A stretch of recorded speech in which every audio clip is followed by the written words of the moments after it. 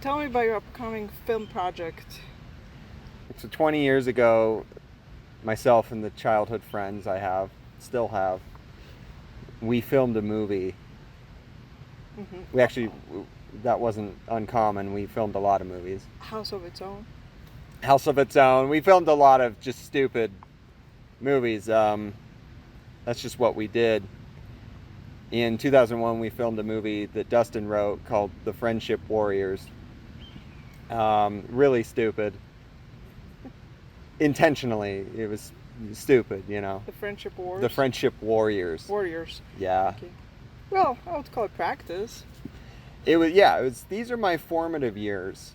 2001, or we can even go further. We can go we'll say 2000 to like 2005. Those are like my formative years. Like those are very important years for me. Very nostalgic about those years as well. I mean, years 14 through 19, that's impressive, you know? Yeah. But anyway, so we filmed this movie. Then we had a viewing party, a 20th anniversary viewing party of the film. So, you know, we all got back together. Fans of the film also showed up. You know, Dustin rented out this place.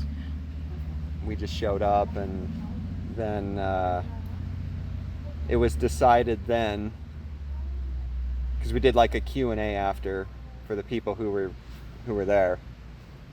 It's like an underground thing, this movie. It's really stupid. Anyway, we just decided, you know, hey, we should do the sequel. 20 years later, let's do the sequel. Uh-huh.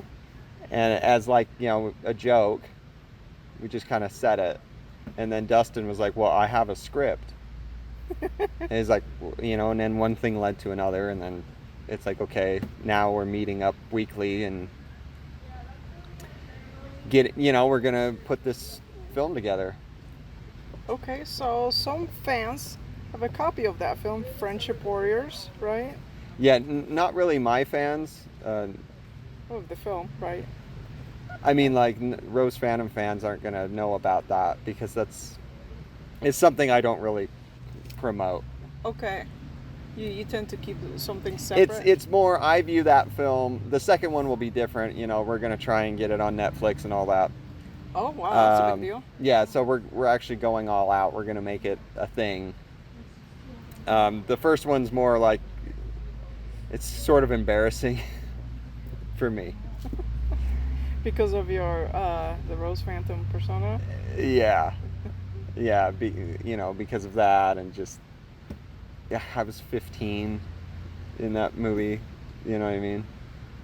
It was before the Rose Phantom was conceived. Mm-hmm. And I don't like putting light on that. Mm-hmm. Is there a title to that sequel? Yeah, so the first movie was called The Friendship Warriors in the Destiny of the Crystal Sea. It's really stupid. It's like Final Fantasy meets Monty Python. The Destiny of the Crystal Sea. Yeah, so the sequel is The Friendship Warriors in the War of Kamatra. So this is Dustin. Dustin wrote this, so Kamatra. I don't even know Kamatra. Once again, it's really stupid. I'm just gonna start. I can't even think of how many times you said the word stupid. Okay. But I've always wanted to do a score, mm-hmm. and now I get to. And I've had talks with Dustin. It's like, yeah, this movie's gonna be stupid. The key word is. But let's make, we're going to have fun because that's what we did growing up together. We're just, being stupid. But it's like, let's make the music really serious and cool. So it's stupid movie, serious music. Foiling the plot. Yeah. It's like, that kind of is in line with Monty Python things. I haven't seen too much of it yet, but I've seen The Life of... Brian? Yeah, last year. That was awesome. Because I know a lot of the Bible stories. Yeah, I love that one. So anyway, that's that. That's the current project. We start filming later this month. I play this kind of renegade biker cowboy outlaw guy. Oh, I'm really surprised about that. Yeah, I know it's really surprising, right? But it's funny. Dustin wrote the script, and he had this guy, his character, and with some, I had to talk to him about the character, but like let's make him a little bit more, edgy, and he'll ride the Harley, and Everything you already naturally do. it's basically, yeah, it's like in a way he's an extension of the Rose Phantom, like, because I don't know how to act. I'm not an actor. Are there any damsels in distress in this movie? Yeah, Fly? me. You're a damsel in distress. Yeah. Okay. So is there a quest?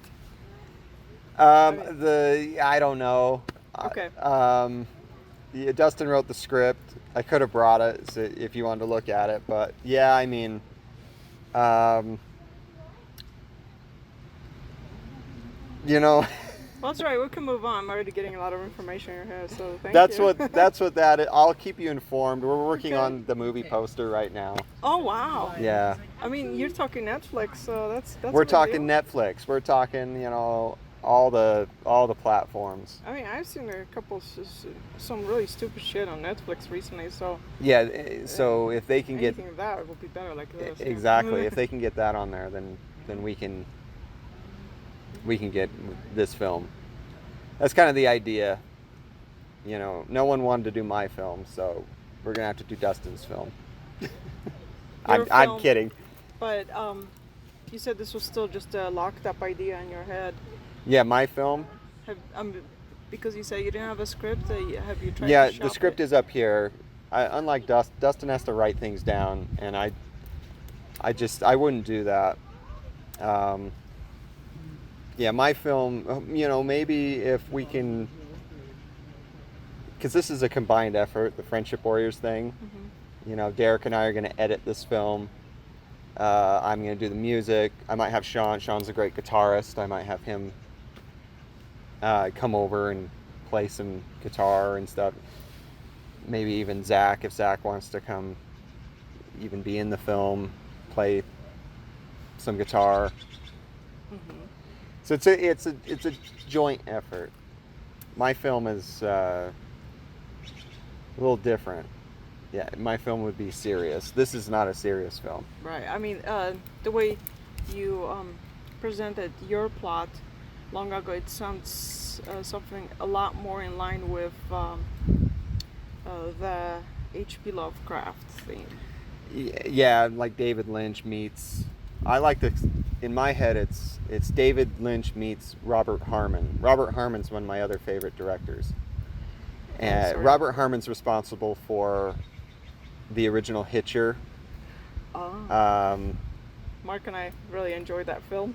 He wasn't sure about it at first, but he loves Dolph Lundgren. Dolph Lundgren. That was Dolph Lundgren, right? I always mistake No, those two. Dolph Lundgren was He-Man. Oh, okay. So Rutger Hauer in. Yeah, Okay. Rutger. I always confuse one for the other. That's interesting. Mark Isham's score to that is brilliant. So that's kind of what I'm basing the Friendship Warriors score off. Kind of what would Mark Isham do? As we know, he was he worked a lot with David Sylvian. Okay. He's on probably my all-time favorite album, Gone to Earth. Yes. Mark Isham's all over that, his trumpet playing. So I like, I'm a big fan of Mark Isham. And Robert Harmon always used Isham in his movies. Another great Robert Harmon movie is Nowhere to Run. Okay. With Jean-Claude Van Damme. I definitely recommend that one. And pretty much, yeah. So and his sports. Robert Harmon's first thing he ever did was a self-financed short film called China Lake. Nothing to do with China or anything. It's a lake in California. Anyway, and the police officer rides a same bike I ride, so the Heritage Softail. I see. You just have to see it. It's great. Okay, so nowhere to run, and then you mentioned China. Like, there's almost 20 questions. That's fine. Yeah, I'll give you short answers. Okay. Well, it's all very interesting. Thank you. I hope.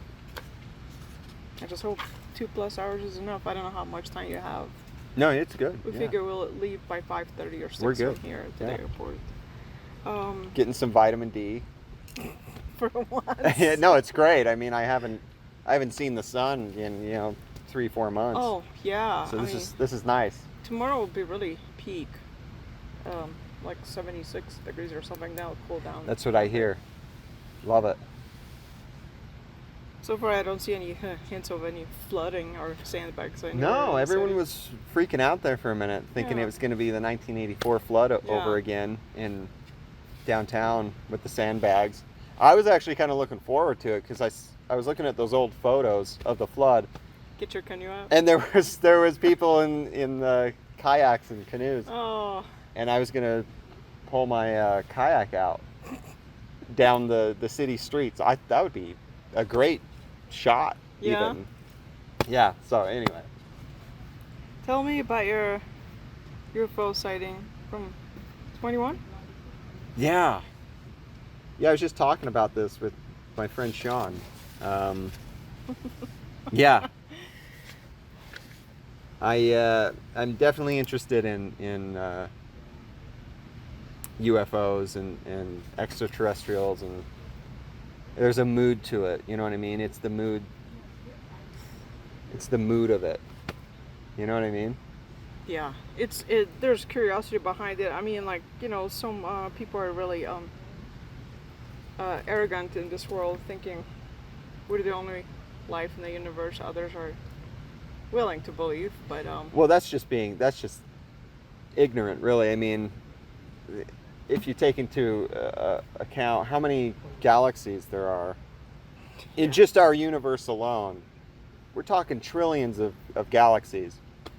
And to say that we are the only intelligent life residing on... apparently we're not intelligent enough if we can't find well, anyone else. I almost want to say that. Intelligent life. Yeah. In quotes. Yeah. But it's just... There's just no fucking way that if you were to, study astronomy at all, and then it's just, yeah. But anyway, the UFO sighting. I was actually on my way. Oh God, what was I doing? It doesn't matter what I was doing, but I was on the. It was before noon. I remember that. It was before noon, which is rare for me. Mm-hmm. And I was on the freeway, and no one else was around, which is strange because it's like fucking LA here now, and especially on the freeway. Bike? I wasn't. No, I was in a car. It was in the Corvette, so. Oh, that's pretty cool. If you had to recreate the moment, you would just film in a Corvette. Yeah. Yeah, well, I mean, I had the top down, so what happened was. You went topless. Okay. Yeah, I went top. All of a sudden, I'm very aware of what's around me all the time. I know what's around me. It's like hyper awareness almost. Anyway, I noticed this object kind of just hovering above me, and it was static, so it wasn't moving. It was just this object, a triangular object, massive. It was huge, like 3 football fields. To give you an idea, just massive. And it was just, I'd say about 100 feet up from me. And I'm moving. I'm in a moving vehicle, going maybe 70. I was probably speeding, it was a Corvette. I'm speeding. And this object is directly above. Triangular. It had It came with this vibe as well. There was this vibe right when I saw it. The whole vibe changed. Just a weird. It was so surreal. It was just so out of place.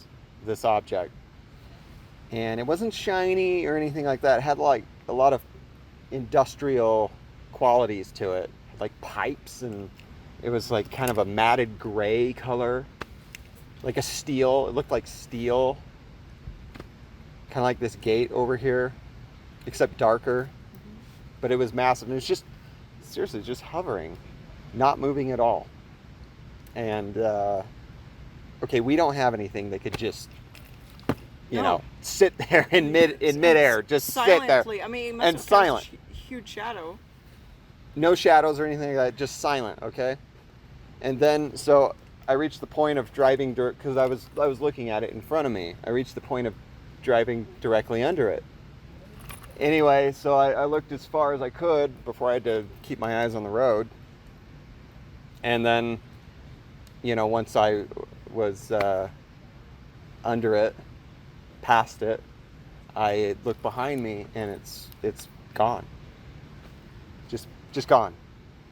And I was talking to my buddy Sean about this, and he was saying, you know, there's been a lot of sightings of these triangular objects, like you're describing, because he's into this kind of stuff too. And a lot of people are saying that they could just, they have this invisible quality. They could just vanish without vanishing. And it's like, I didn't even think about like that. Invisible cloaking, like those ships on Star Trek. Yeah, so I never thought I would see a UFO. I've always been, you know, I want to believe. I do. But I've never had a reason. I mean, my dad saw a UFO back in the 70s when he was truck driving. And so I grew up with those stories, or the one story over and over, really. And I always, you know, wanted to see one. Like, you know, I'd like to see one. And then I did, and I wasn't expecting it. I wasn't out looking for it. It was just there, and it was very, very odd. Well, no one ever expects it. Certain they do. Well, some on their own schedule. Yeah, some people go out and they, you know, there's UFO hunters, and they'll go out and, you know, out by Skinwalker Ranch. And they'll just hang out. I'm not sure if you're familiar with Skinwalker Ranch. No, but it seems like certain states, kind of like Arizona, New Mexico, and Utah, are more prone to such sightings because there's a lot more empty space where I'm sure aliens would feel more comfortable, you know, to inspect before they go into busy cities. Well, yeah, I mean, Roswell, you know about that, the Roswell incident. Area 51 is there? Well, that's where supposedly they put the wreckage from the Roswell crash. Your vibe. They hauled the alien bodies and the ship wreckage.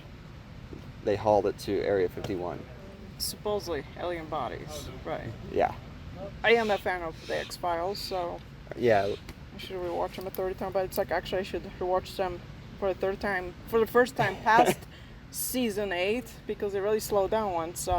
Yeah, Robert Patrick. Actually, I don't know who that one is, but you know. I actually am a big fan of David him. Duchovny left, so. Yeah, Duchovny's great, but I like. I already loved Robert Patrick. So that's the actor's name. Yeah, he's in he's T-1000 in Terminator 2. Oh, okay. Liquid metal guy. Yeah. He's also in another one of my favorite movies that Mark Isham did the score for, Fire in the Sky. Okay, that's one you recommended to me. So I'm going into X-Files. I'm like already a big fan of Robert Patrick, and his brother, by the way, is Richard Patrick of Filter. Hey man, nice shot. The guy singing, that's his brother. Yeah. Oh, so the one side thing that was tip on my tongue. I finally made it to the Natural History Museum. Just over here. Friday, yeah. And I liked it a lot more than I thought I would. Even though it was like old dinosaurs, I'm not into like dinosaurs specifically per se. It's fun. It's fun, but it really blew my mind how Utah is one of the places that has got so much concentration of fossils and bones and entire dinosaurs that drawn to one place. And then like just the abbreviated history of the Great Salt Lake. There used to be Lake Bonneville, which Lake was Bonneville, which covered this whole valley. like so tall. They like that one smokestack. It's called Murray Smokestack in the distance in the skyline. There was like a photo of it inside the museum. It was like, this is where the surface of the Lake Bonneville was, where that smokestack is today. So right. That's a lot above us, you know, like I don't know, a mile or something above. It's pretty. It's crazy to see how 20,000 square miles. Where we're at with it today, like what remains of Lake Bonneville. Yeah. Really cool though.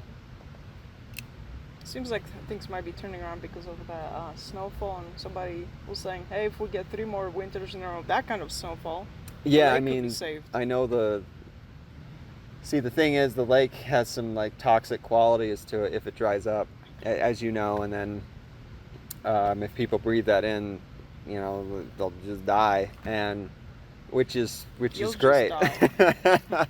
I won't. Everyone else will die, and I'll have the valley to myself. Wishful thinking. No, but this year we've had so much snow. The lake has filled up a couple feet. I think last time I checked it was. It's probably pretty big already if you multiply it by the entire surface. Yeah, which is good. You know, I hate snow, but we need to keep the lake great. Did it you know, did it really set you back a lot this winter? So yeah, many snowed in days on your absolutely. projects? Yep. But luckily I had an album to get done. Where you could just be in place and do that. Yeah, to the point of total burnout. But it's done now, and Voodoo, as you know. Congratulations. Yeah. Now you just have your friends helping you with the videos for it. So Derek, because Derek and I go back, you know, he's in those Depeche Mode video remakes. Oh, he was such a good-looking guy. I have a funny story about that. You and him were perfect and lip syncing on the strip. That's why I remembered for years and years, because I think the first time I saw that video was like in 2009. Wow. Yeah. And over the years I just kept coming back to it. That'll be 20 years ago next year. Oh my god. Those all those fan videos, like. I could have followed you 20 years ago if I knew what to do. YouTube videos, like, what is that? Right. And then, like, who the fuck is this? The Rose Phantom. Yeah, Who dares to be as good? I mean, I liked it, you know, that's my opinion. That was great. My claim to fame, the Alphaville video. Victory of Love. Yeah, so if I die, people, you know, the thing they'll remember when you me. What? When you die. When you die, it could be Everyone today. dies. Yeah. No, everybody lives. That's right. So instead of if I die, I guess when I die. Hopefully sooner than later. Well. No, I'm just saying that the claim to fame is, you know, I've spent all this time and energy, you know, with my own music. All that people would ever remember is like, oh, that guy who did the Alphaville fan video, A Victory of Love.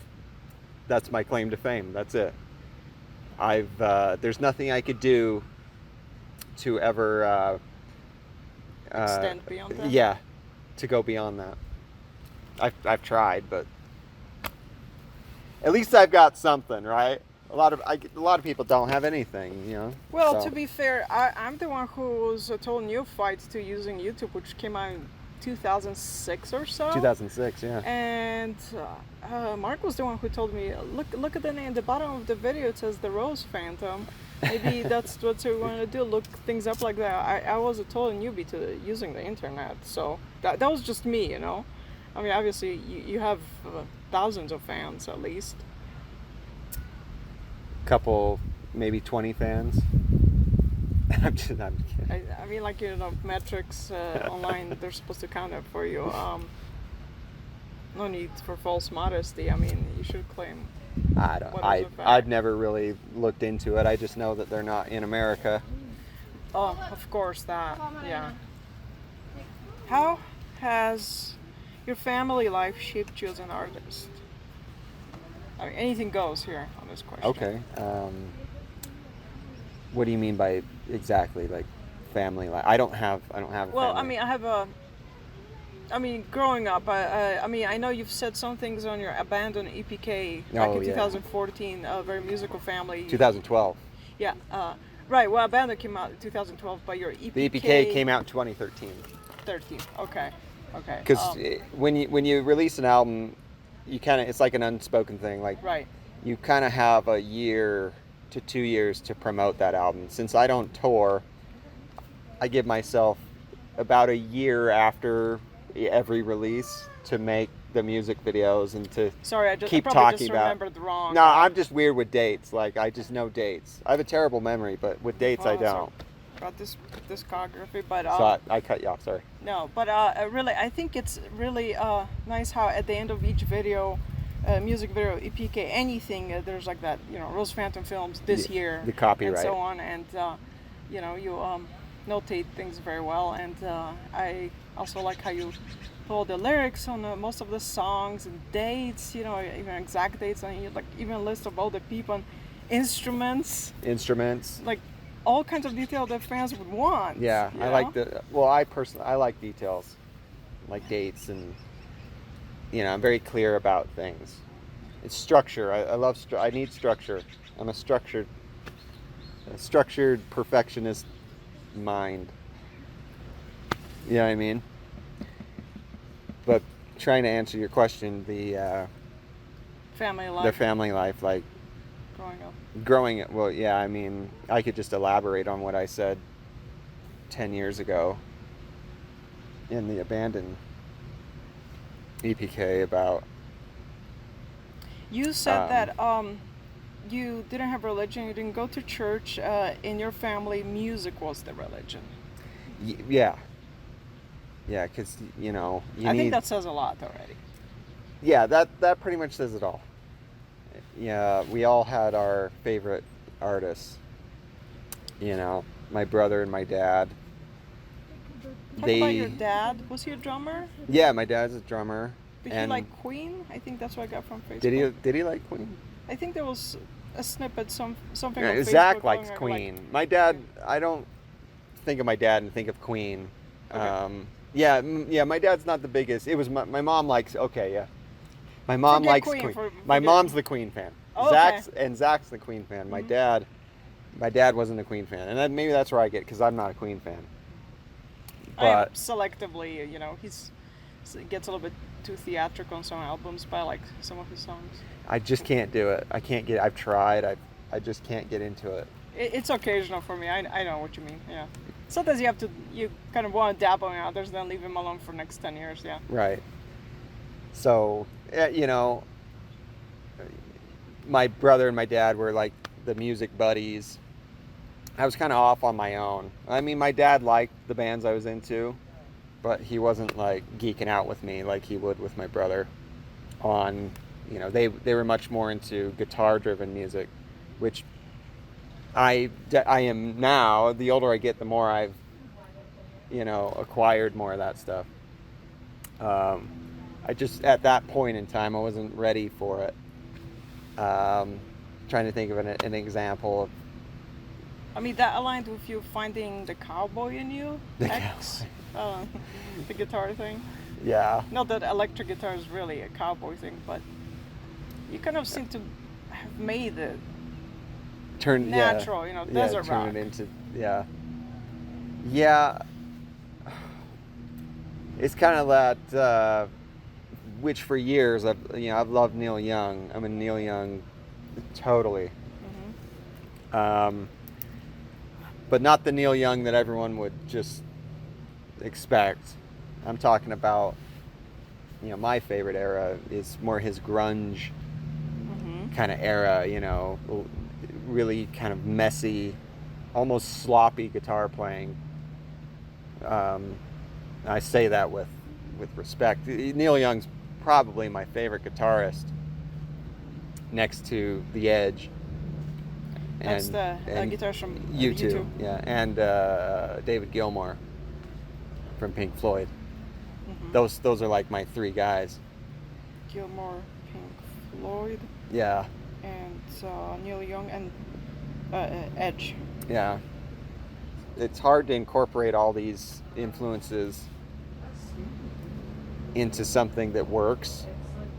So that's why, I've tried to branch out throughout the years. Like, yeah, I don't want to be Darkwave anymore. I don't want to be, pigeonholed. Oh yeah, the Rose fans. I had like a crisis a few years ago where it's like, you think of the Rose family, you think of, the guy's in drag, we don't know if he's gay or not. It's like, I'm sending the wrong message here. First off, this is the realization I had. It's not so much that I really strongly assumed it. I realized eventually that is an outcome of a toxic part of our society here that wants to pigeonhole the idea of masculinity into just one image and nothing else will fit it. Right. People who are into theater, it's really crude and it's awful, and I'm ashamed that I would ever thought that way. We're in our 20s, some of our stupid roommates would joke about that. And yeah. That's awful. It wasn't just you who asked me if I was batting for the other team. Or both.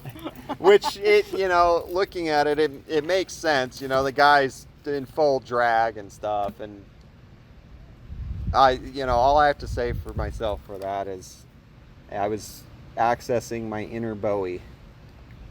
There we go. That's how I say, but as every artist has to, you have to keep moving forward, and with that comes how you want to portray yourself, and the image needed to change. It needed to kind of buck up a bit, and I wanted to start incorporating some of my other influences and things I needed to get out. So more guitars, more just rock, because I love rock. Like, even if you listen to all the electronic stuff from back in the day, it's very rocky, because that's where I am. Well, I love rock. Abandon, it felt like you were already taking a turn slowly but surely towards that. It didn't feel to me like there was a sharp changeover after Abandon. Actually, I think Abandon seemed like a sharp changeover from everything else. The Sleep Slid In. Yeah. Obviously, the songs were lovely, but I can't remember too many of them unless I kind of recall them with the videos. I don't want to say they were homogeneous, but they had a certain different style, and I don't know, just honestly, I think you're much more effective on your own than with other people. Essentially, I was on my own with Sleep Slid In. That's kind of my debut vocal album, but I was kind of insecure. I just started singing, really. I was insecure about my voice, so that's why I brought in Whitney to just sing, just say, hey, I know you can sing, we just got to make sure you're in tune. And just, come in, sing this line, okay, sing this. So it's like, she had no writing credit or anything like that. She just sang what hey, it's like I'm using her as like an instrument, like, come in and sing and help me market this thing as a duo. You know what I mean? Mm-hmm. Like she's almost the lead singer in a way. Yeah, it almost felt like it, right? Yeah, because I was still just trying to find how I wanted to sing, and it didn't. Abandon was the first, like, okay, I'm finding what the Rose Phantom sounds like if he were to sing. And each year, now more than ever, I can just go to him. Like, one take. I could just, in the studio, like, I know him very well and his vibrato. You know what I mean? Yeah. It's very simple to sing. I wish I could go back and sing it how I can now. Like, he's just there and I could just do it with, there's not this, like, uncertainty. of, hey, how should I sing this song? You know. But that's what makes them all unique and different, because otherwise everything would be the same if you did everything all over again. I guess I'm just talking about like a vocal style. And you know, the Sleep Slid In, on Abandon it's there, because that's when it all came together, really. But the Sleep Slid In was almost like a trial run for Abandon. You could kind of hear, I think the vocalist on Sleep Slid In sounds way different than Abandon. You know what I mean? Well, it served its purpose then. I was still doing that really deep. It's very put on. It's that deep. I don't even think I could go that deep anymore because I don't do it that much. But I was still in that kind of synth pop deep phase. You know. Demon Skin. That was. Yeah, I was just. God, can I even do it? You know. Well, it was impressive. Yeah, for the first line of that, it's sung really deep. The angels and demon. You know what I mean? It hurts. Wow. Well, that naturally leads to the next point. What happened in 2011 that spawned the abandon movement?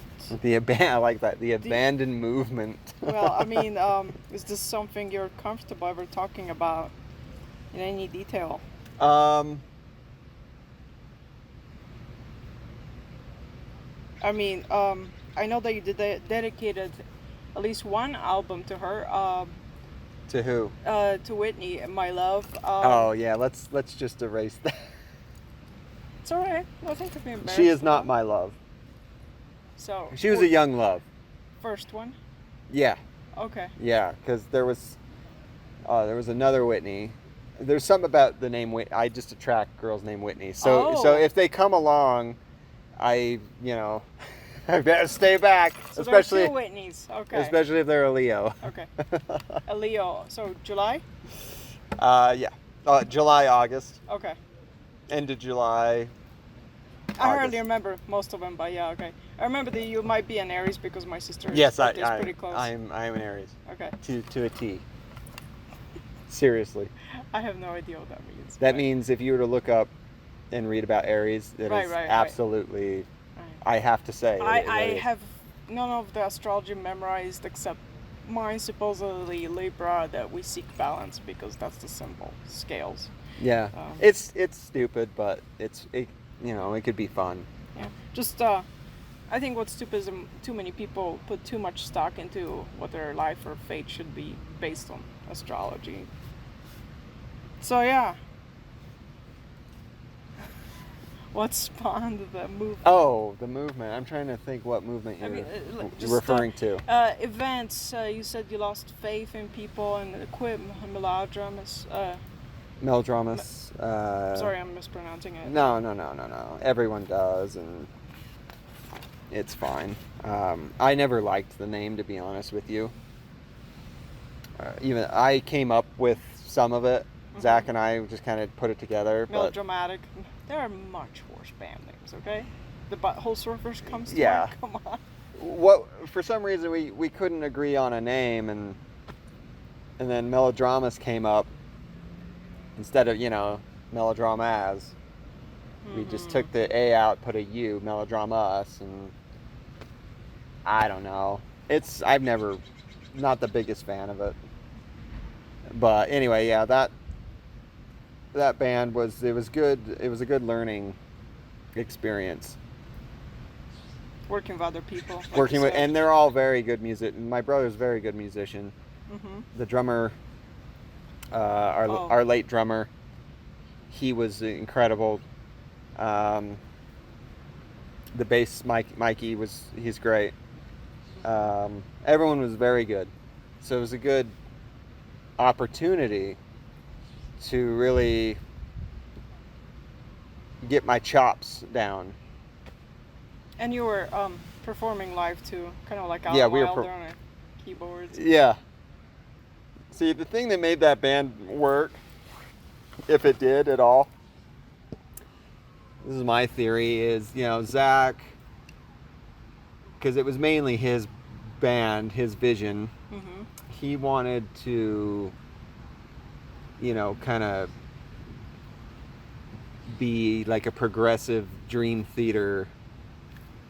You okay? I don't know what some of these bugs are. Yeah, I forget. What are those bugs called? I have no idea. I forget what they're called. Huh?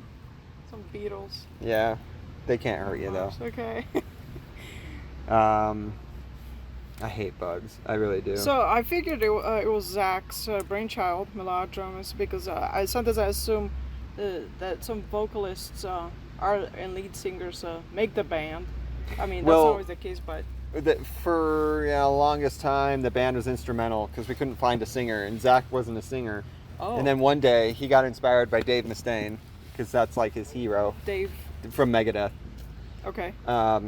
And he just said, fuck it, I'll sing. And then at that time, I wasn't interested in singing. Mm-hmm. We're talking 2005. Yeah. And so it's like, okay, all right. And then Zach took some vocal lessons and he started singing. Oh. And then it just kind of became, it was more so his band at that point, as opposed to, let's say that I started singing. I probably could have taken the band over, which I tried to do on the second album. Mm-hmm. Yeah, that was a good one. Too? Glass Apple. So, well, it's got two titles because it's the second album. So 2, Glass Apple. See what we're doing there? It's the second album, so it's got 2 titles. I'm embarrassed by that first album. But the second album for sure. Well, it's interesting that you put out the Abandon EPK and you said in there being in a band was like brain damage with a few good moments. With a few good moments. And Zach gets to hear that. Yeah. He knows how I feel. Okay. The thing is, getting back to my theory on why the band worked, I never wanted to be in the band, to be honest with you. I never really did. Right. We were under a management team for a minute, and it was actually the lady who was running that management team. She actually called me up because she knew I played keyboards. Mm-hmm. She's like, hey, even though Zach and I were living in the same house, Zach didn't ask me. She called me and said, hey, do you want to join Zach, Mikey, and Jordan, the original drummer? He's not on any of the albums, though. That's actually the guy Zach's playing with now. Okay. And I just said, okay, sure. And then but I didn't really like the musical direction, especially on those first few years. I wanted to be in something, like Depeche Mode or just... Of course. Just something a little bit, that had a little bit more depth to it. And I just wasn't interested in what we were doing, so I had to approach the songs like, okay, what can I do to make this song better, or to make it something I would like, that I would like. Here are my tools to do that. So I wrote all my parts and everything, but they never got turned up in the mix, which that was a fight for years. Like, turn the keyboards up. I want them just as loud as the guitars. I remember you saying that in response to my critique of that first album. So that's that. But the theory on why it worked is that Zach and I were not on the same page, but I was trying to make it something I would like. And it made this weird, it was just this weird concoction. And it kind of worked. Especially on the second album, you can hear it's a unique sound. We really captured it on that album. There were 2 songs. We're going to talk about Searching in a moment, but there was this other song. In a video, the 3 of you or 4 of you are driving in a car, and the 52 Chevy. Yeah, what was the song? I'm sorry. Suffer Like You. Yeah, that was really amazing, and it felt like a perfect sync of your style and his. Yeah, that's another track, like many on that album, that Zach and I would combine. I started writing more with him. Like the title track 2, Zach and I wrote that. Hence why it's one of the darker songs. It's like, Zach, let's get dark. Let's come on, man. Let's, you know. But Suffer Like You. That was perfect. That's sometimes my favorite on the album. Not Searching. I actually don't like Searching. That was the first song I ever wrote with lyrics. And I wrote it in like 2007. That one, that was one of the first songs of any of yours, excluding whether you've revitalized or melodramas or the Rose Phantom. It was just wherever Ted was singing, I heard those words. I'm like, this is one of those instances, like, I'm going to drop the dishes back into the sink, turn the water off, and sit in the living room and replay the whole song and actually pay attention to the lyrics, because that seemed like a response to the socioeconomic times. It's refreshing because it's not a song about a broken heart. I either write, as you probably know, there's two subjects in my whole catalog, and it's searching, which is the subject of, these times. Yeah, we could say these times. We could say, well, I'm anti-development, and seeing all the amazing land being, built on, and the skyline gets covered up. It's much. It's just robbing the mood of these places, especially here in this valley. There's great places here, and they're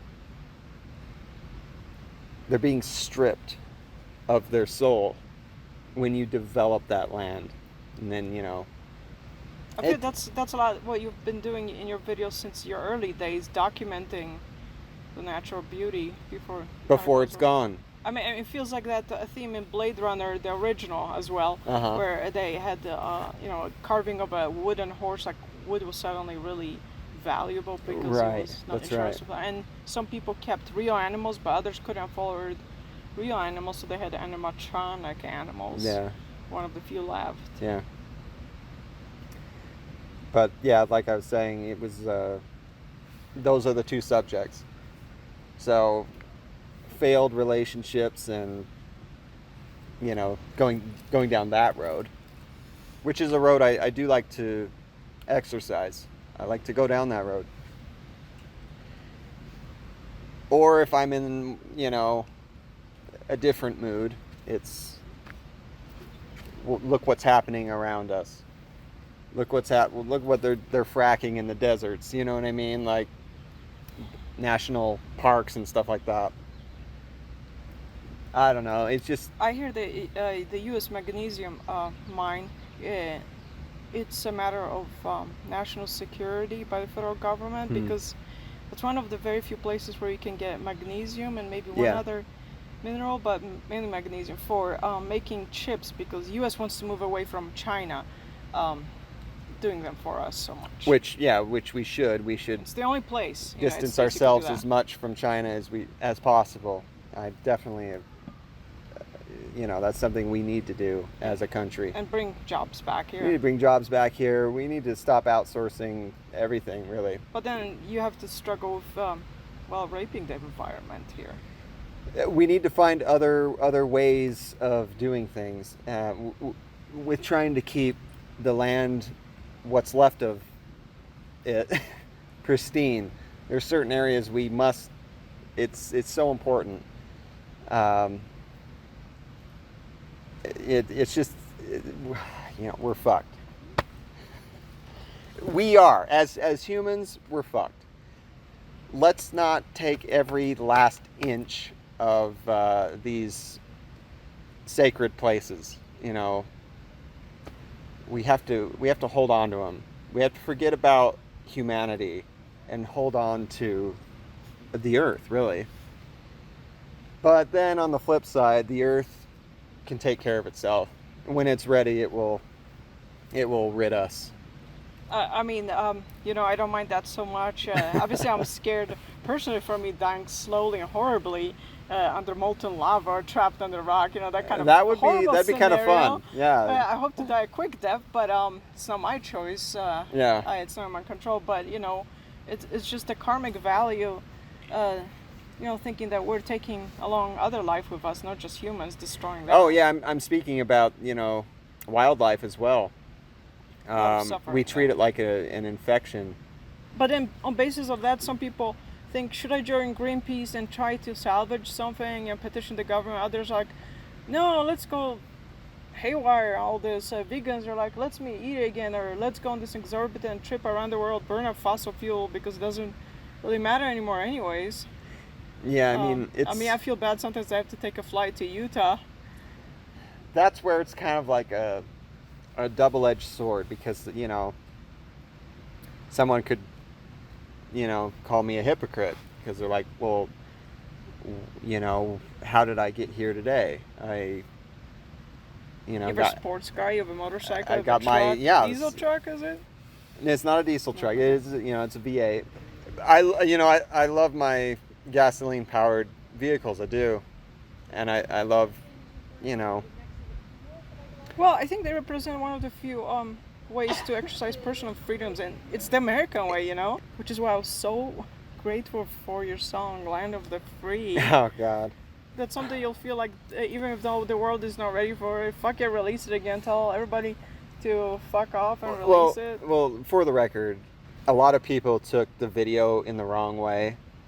Because number one, no one's a bigger patriot than I am, for this country.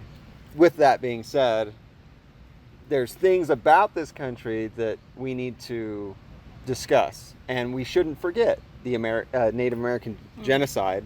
We shouldn't be forgetting these things. Genocides, yes. Basically, that song was just a kind of a compilation of the things that I have distress over. Well, people being like a to gloss patriot. over it because, that happened long ago, right? So it's okay?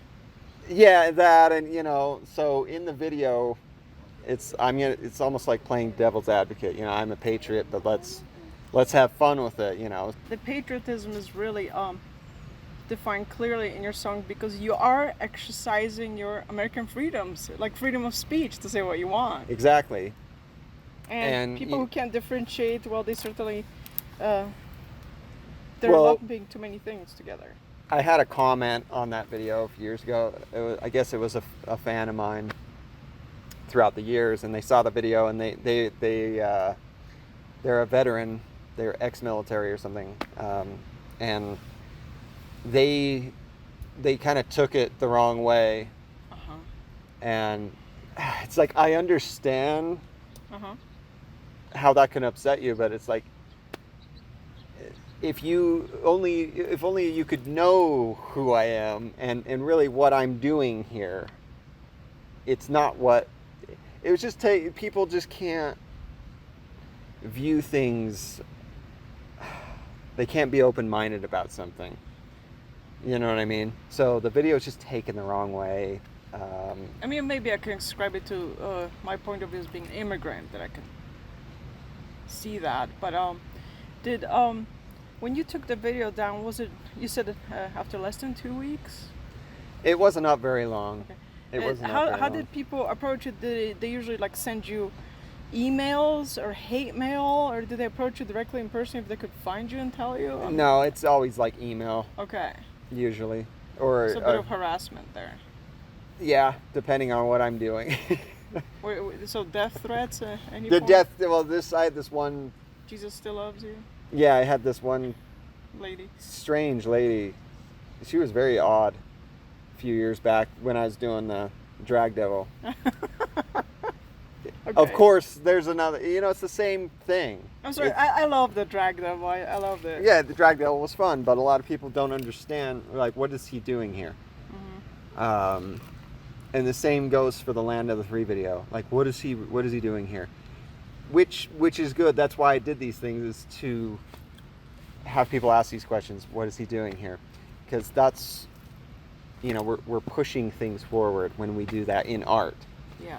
And that's all it is. It's all under the canopy of art. I mean, I never felt like it was some silly ploy for attention from you, because you really developed the whole idea. You didn't just dress up and skip around me. But I mean, Yeah. the APK was really fun to watch. How some people were intimidated and others were more friendly. Like, yeah, we'll post more videos of you. So that was a good social experiment.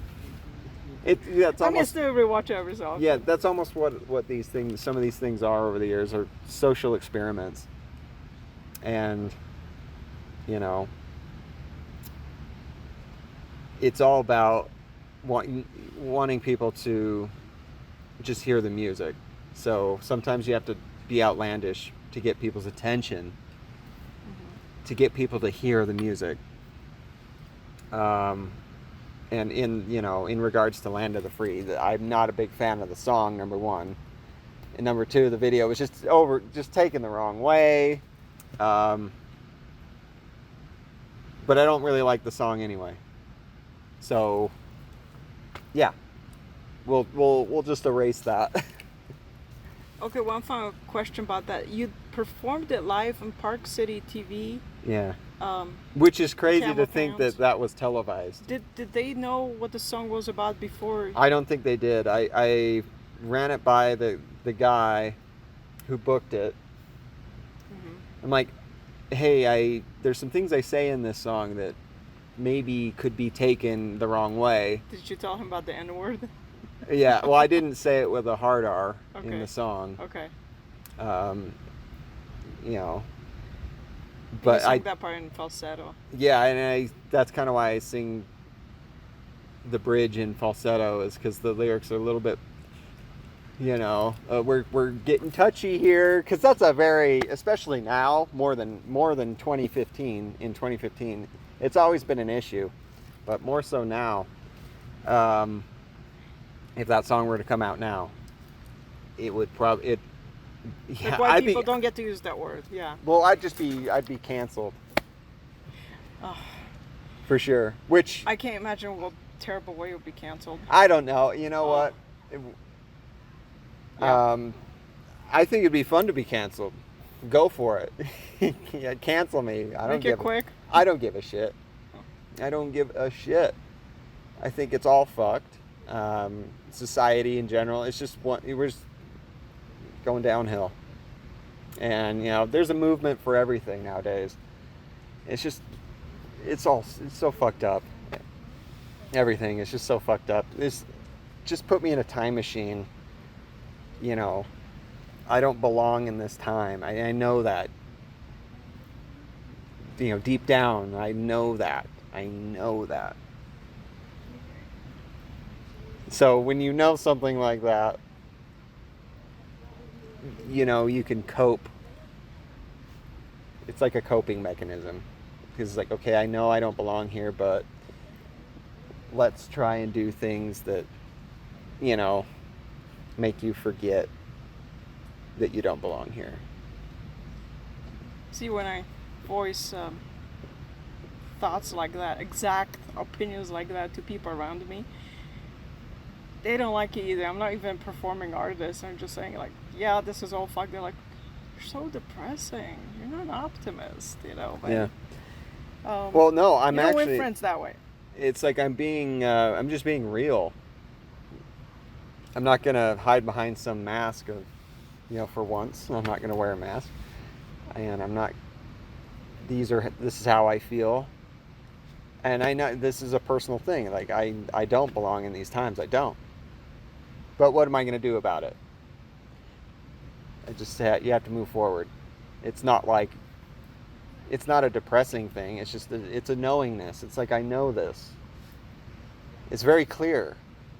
Not only to myself, but to people who know me very well. That's like it's just known. I was like, yeah, he doesn't belong. He doesn't belong here. He doesn't. He belongs in the 1989 or even further back. You know, the 50s and you know.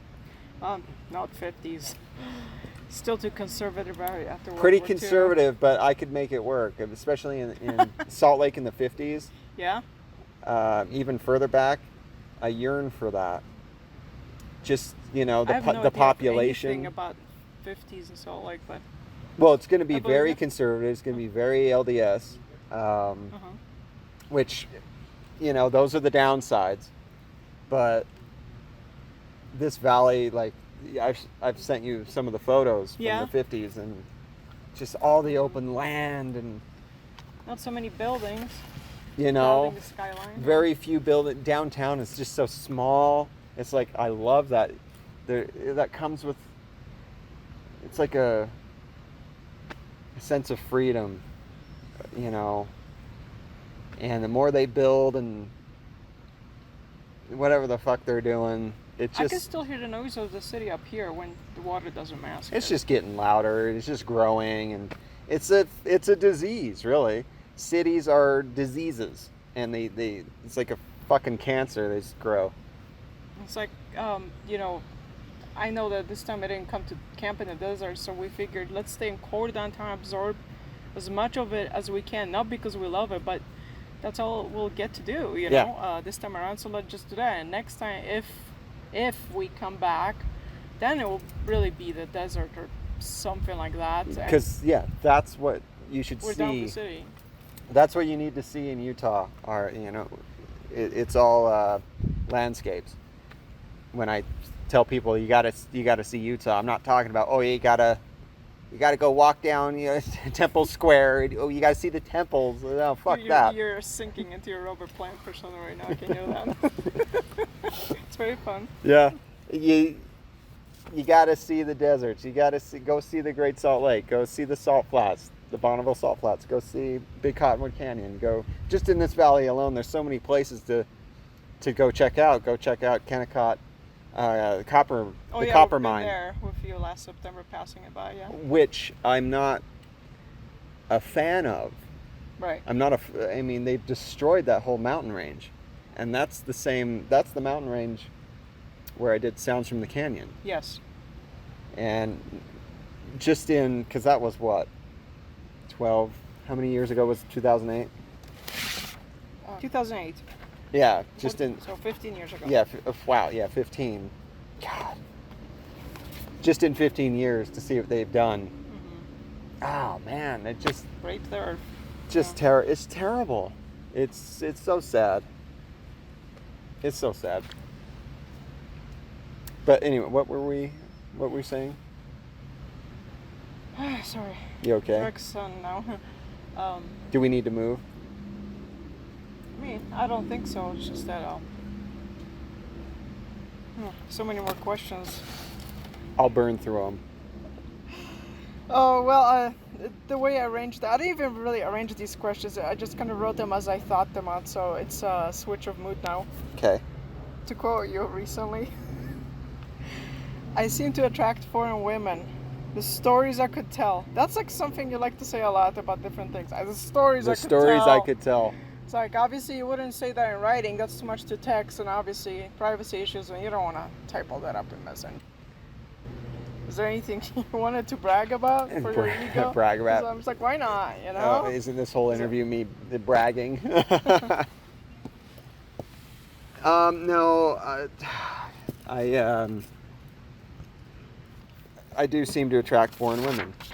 I can leave it at that. What happened in Portland, and what year was that, or years? How was this heartbreak different or worse? Okay.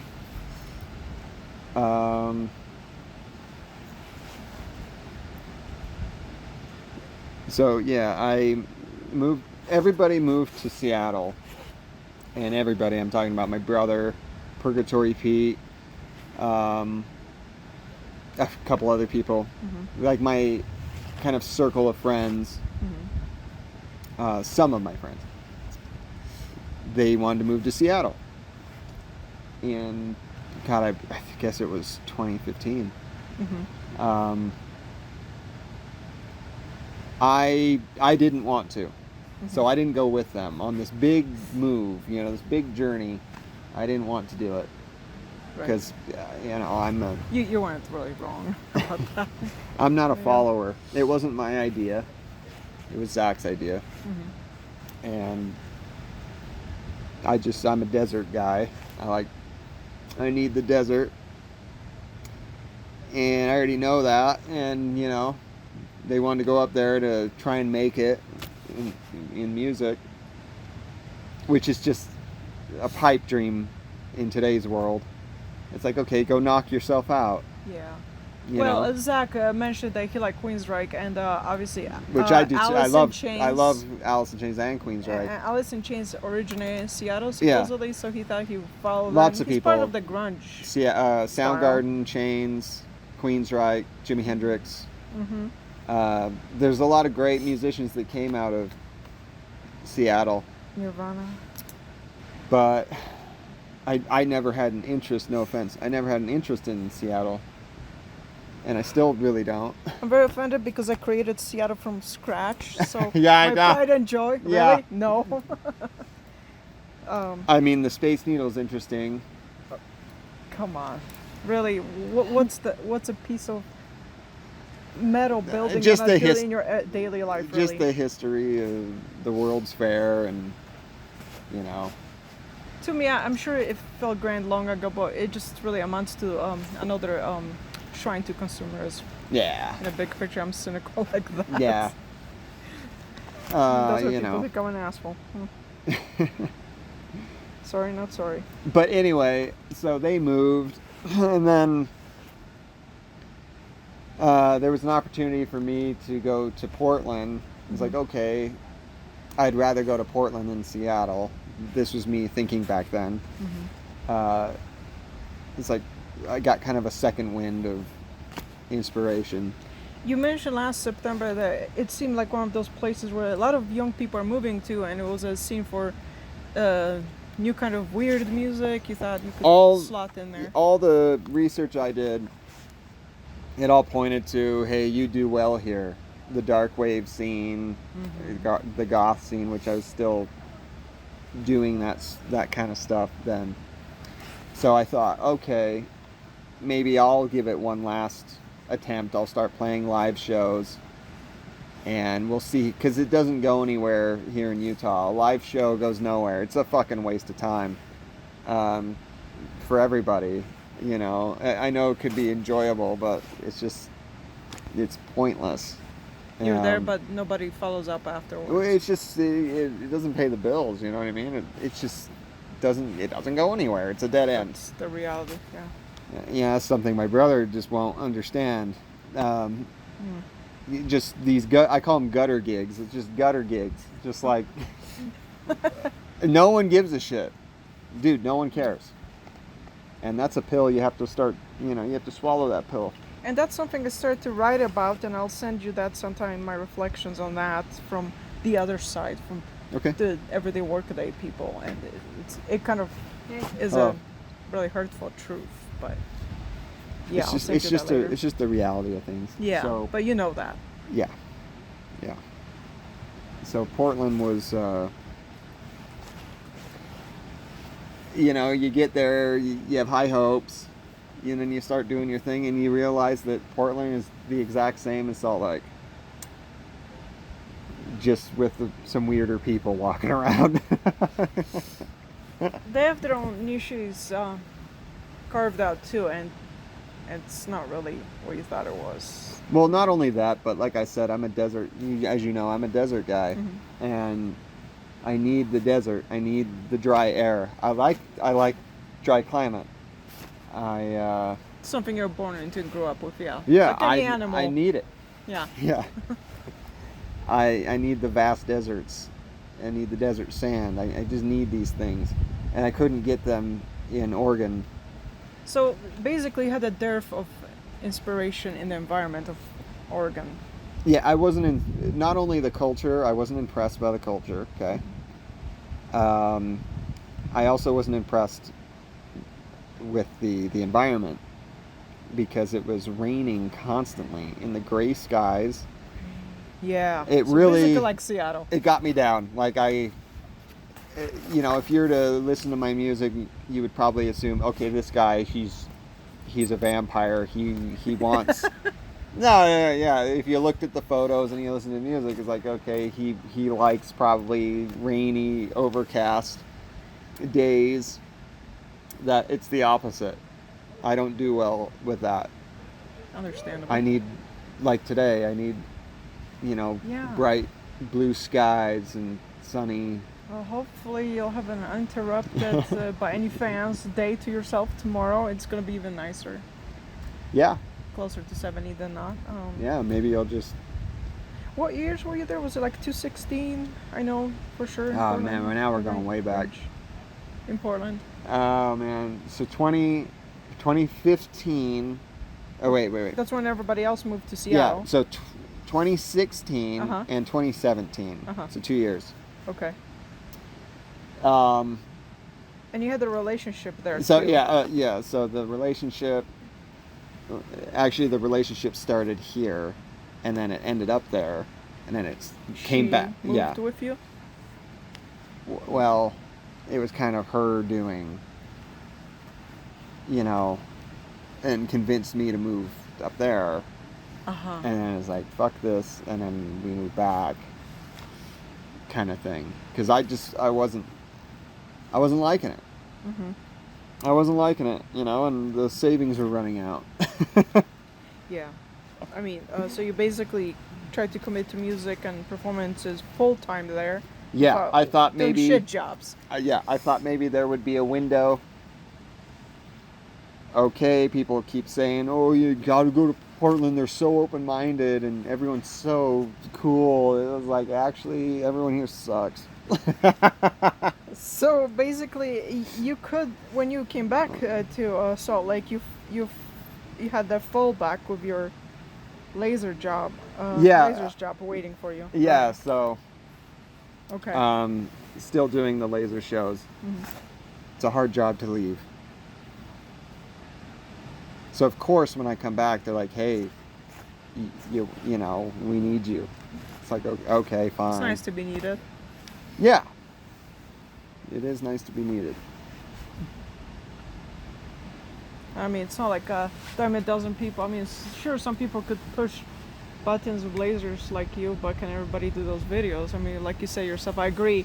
The lasers, that shit gets old, You just blink that for an hour, no? Well, the thing about putting on these laser light shows, it is very difficult to find people that can actually do it, because it's not it's not just pressing buttons and stuff. It's being able to, well, you have to have rhythm. Okay, you're selecting certain laser cues, and then you have to manipulate those, like wiggling, like you came to the show last night. Lots of wiggling. Everything is manual. Everything's being done manually, and it's a very physical job. And you know the songs. You have to know. Well. You have to know the songs inside now. You have to feel the songs. It's a hard position to find. It's not something you can train in 2 weeks. No, like I trained those 2 girls in 6 months. It took me 6 months to get them to where they can do a show. That's how intense it is. It was really useful when you posted on Instagram those short videos of your hands, just the hands. Yeah, the hands, that gives you an idea of okay, this is how physical it is, and also... It's like piano, but even more intricate. Everything's being played. So of course I love the job, because it's an art form, and it utilizes some of my talents, or lack thereof. You're terribly untalented, yes. You have to watch a little bit on the yeah, but the drawback... I mean, I asked something silly last September. It's like, don't you ever worry about someday getting arthritis in your fingers? I didn't even think about your eyes. I do think about my eyes. But yeah, I feel it already in my wrists. It's a bit like last night. It's my left hand. There's some issues going on. There's issues every day. I have maladies every day. It's all, 14 years. In 14 years of being strobed with your eyes and then the bright lights, I do wonder. It's like, am I doing damage to my eyes? I mean, it's impressive. I saw one show last night and I was done. That's interesting. Yeah, I mean, audience. I guess it was beautiful. I'm just used to it. It just doesn't faze me anymore. Gotcha. And, you know, I do wear sunglasses, so Yeah. I started doing that a few years ago. Good idea. So I don't know. I mean, but it's all coming to an end, like everything else in life. I love the silence after that. Sometimes it's not good or helpful to have a quick response ready. It's like, I mean, I could ask, well, what's next for you? What's your next job? Because that's the realistic trigger kind of like Yeah. a response, like, oh, you have to have a job. Yeah. I mean, in this world, yeah, you Unfortunately- have to. Unfortunately, you have to have other things going on, you know. We live in a world where, you know, We live in a society. we live in a society that Love that movie.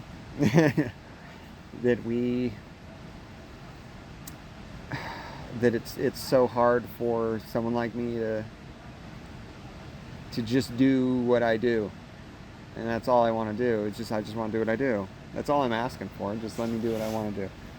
There's 9 billion people on this planet. If only know. a fraction of that buy your albums, Yeah.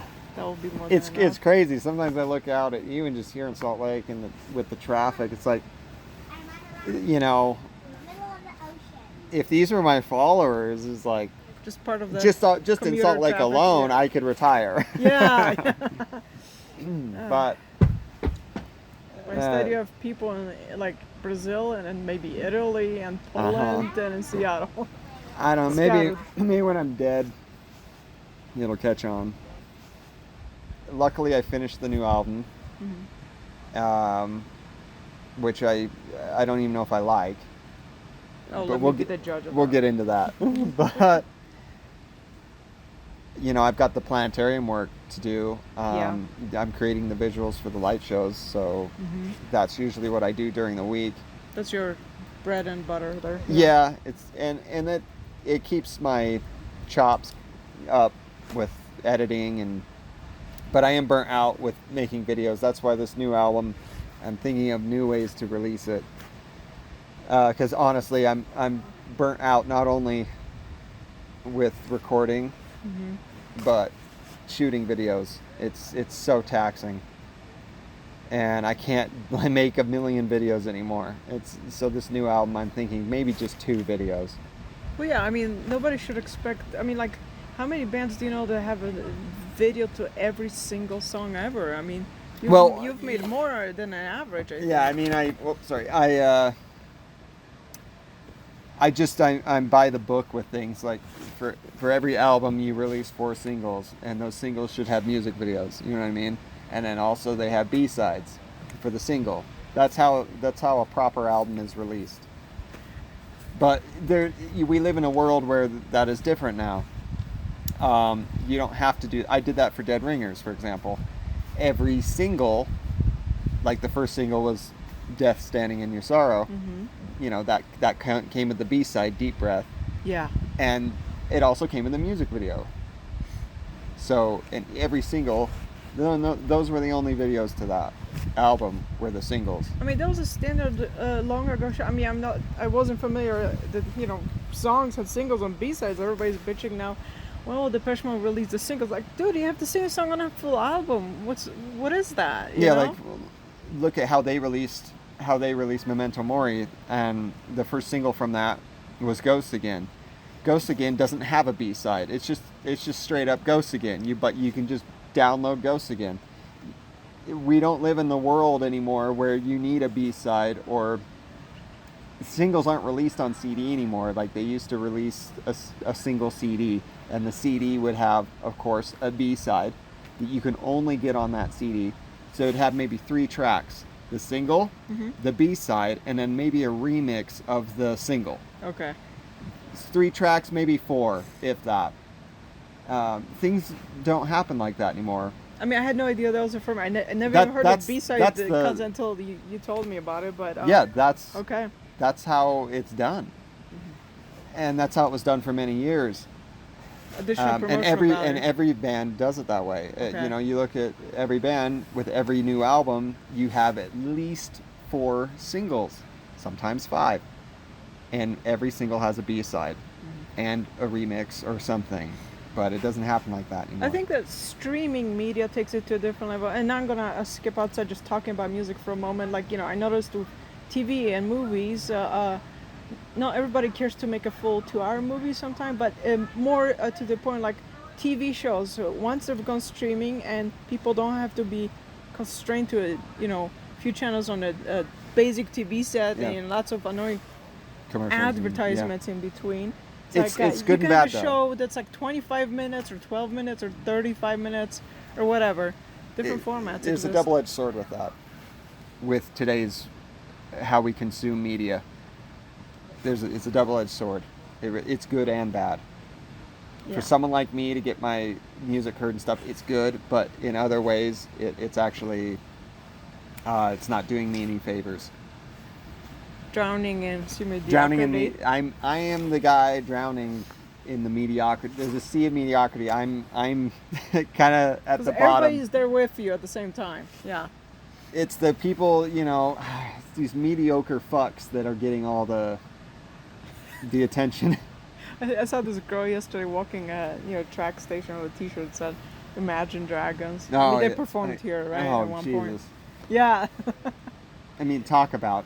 That's like the definition of just mediocrity. I mean, I listened to that song and that video. It's like, well, let me just find out for myself and try not to be biased about it. It's like a lot of electronic hiccups and a very glamorous video with triple jointed acrobats in it. But what's the music? Yeah, no, like I always say, you take the fancy production away, there's nothing there. Yeah, nothing. It's just studio tricks and the latest technology and plugins. That's all they are. There's not an actual song there. The lead singer covered "With or Without You" live, and he couldn't even do the high part, so he put the mic out to the audience to do that part. Of course he did.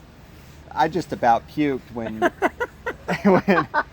when I saw that cover "With or Without You."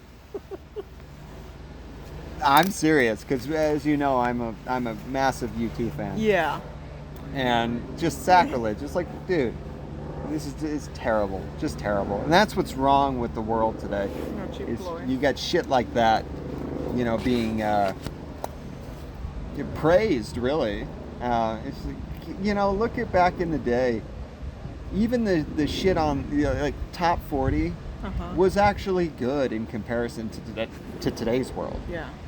30 years ago, what you'd hear on the radio, okay, it's really not that bad.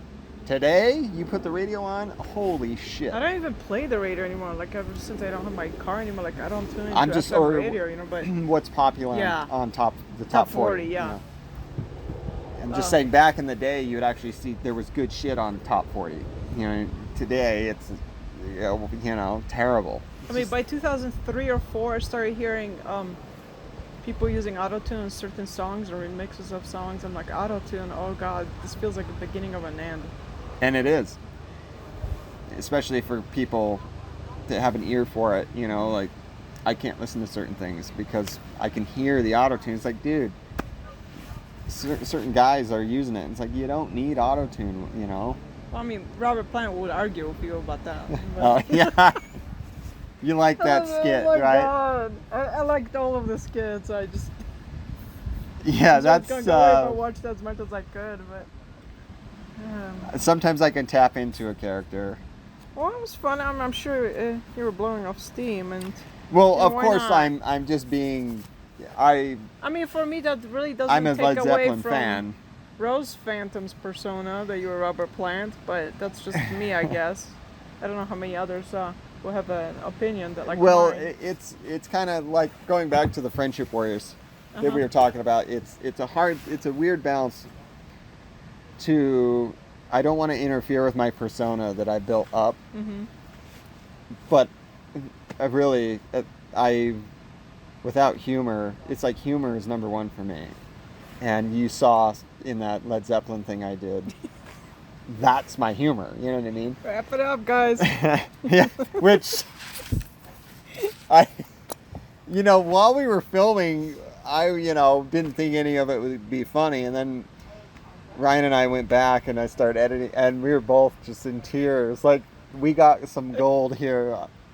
So I'm proud of it in ways. because everyone seems to really enjoy that skit. But it's like, how can that skit and the Rose Phantom coexist? How can my humor coexist with everything I've worked for 20 years? You know what I mean? Or the image I am trying to uphold. You know what I'm saying? What does darkness mean to you? How does darkness inspire you? And where do you find your darkness? So all that. Yeah. God. I don't have to go finding it because it's just, that's what's within. Not to sound, you know, it's just, it's on tap. You know what I mean? Sorrow and darkness. It's just built in. It's in my DNA. It just is. So I don't have to really go far to access it. And it's not necessarily a negative thing. Like when you speak of sorrow and darkness, people sometimes they start viewing you as, oh, he's a Debbie Downer, if you know that expression. Potential patience. It's just he's a negative person. It's like, and as you can see, being with me today, yeah, I'm not negative at all. At least I don't think I think you could say the same. I mean, he's not a negative guy, because I'm not. It's just real. It's like that's just what is there. Where you're wearing a color aside from black, so there's that. I am. Yeah, it took me a long time to branch out. But yeah, definitely. But darkness, it could be it's like a beautiful thing when, okay, so like Midnight Piano, for example, not a lot of people can listen to that album. It's not doing as well as I thought it would, to be honest. It's because someone brought it to my attention that it's just really kind of a downer. It's, they called it dark. I don't think it's dark, but I can see that it is a downer. Those songs they're very down, not only in tempo, but they're just sad. And I don't know why people are so uncomfortable with that, because it's like we all have. You're not the first or last person ever to write a sad song. That's maybe exactly a whole sad album. That's what I'm saying. It's I think it could be a very beautiful thing to capture sadness in the form of, sonically, and put melody to it. It almost becomes, when you do it right, it becomes like this euphoric. There's like a, God, it's hard putting it into words. Take your time. There's I'm sure you know what I'm trying to say. Well, I wrote some things for you reviewing that album. It's a guy getting over things. That's what that album is. It's cathartic, and each song is a kaleidoscope of words, a variation on going through the motions of grief and separating yourself from somebody. It's stages of breakup. Yeah. To say the least. Yeah. Some people can't find words for it, so you put the words there. Yeah, and it's nothing different from, let's say, the new album. It's the same thing, except the only difference is the new album has a beat behind it and layers of synthesizers and guitar, whereas Midnight Piano, I think it's a little too raw for people because it's just me and then the piano. But the songwriting is the same. It's the same as any of my stuff. If you're just to look at the foundation, the foundation's the same. Right. But people want easy entertainment too, and it's not as entertaining. It's not as entertaining, right. And I think that's why it's not selling like hotcakes. I mean, if I didn't have that Midnight Piano CD, I wouldn't know that there was an extra song in there. She cries, then she dies. Cries and then dies. Yeah. Which And I was about to listen to it again very recently, but then I had to pack, so apologies. I have it's fine. Note to listen to it again. It's a song I wrote that song many years ago, and it's not my favorite, there's songs on that album that I don't really like. But you did put them out there. I put them out there just because I thought, okay, I don't like it, but someone might like it, and it's good enough to release. But there's definitely at least 4 songs on Midnight Piano that I don't really like at all. But you did, maybe because you felt the need for a release, just to have a chapter closed. In a way, yeah, it's more. It was like a personal. It's crazy. It's called catharsis. Sometimes. Exactly, it's very cathartic. Writing that album, because it just came out once I got that piano. It just happened, and it was more. That album's more for me, mm-hmm. and I just decided to share it with people. But it helped me through what I was going through. So that piano really helped me. And those songs, that was my journey through getting to the point where I am now, where I can look back on it and just say, yeah, I'm glad I'm not there anymore. You're moving on, maybe talking to somebody on the other side of the planet. Yeah. And so on. Well, that's not rare for me. Right. To talk to people on the other side of the planet. You seem to attract foreign women, the stories I could tell. Oh, yeah. Okay. Yeah, there's many stories. Then you result in personal meetings? Physical meetings? They result in it just bites you in the ass.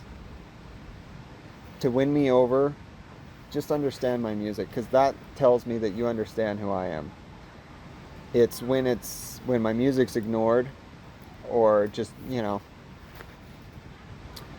like my past relationships, disrespected. That's a deep disrespect to me. And that's all I ask for in a relationship. If I ask for anything, it's just try and understand me through the music.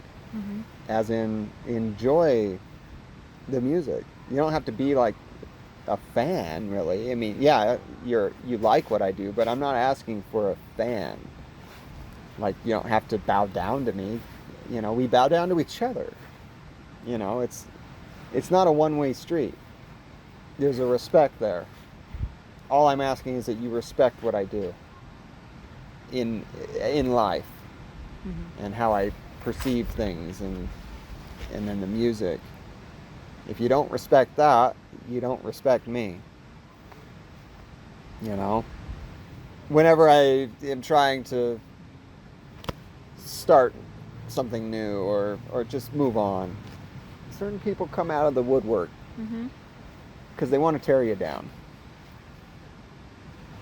Whether they are doing it, consciously, it's maybe a subconscious thing, like, oh, I wonder if Ted is trying to move on, let's try and ruin that for him.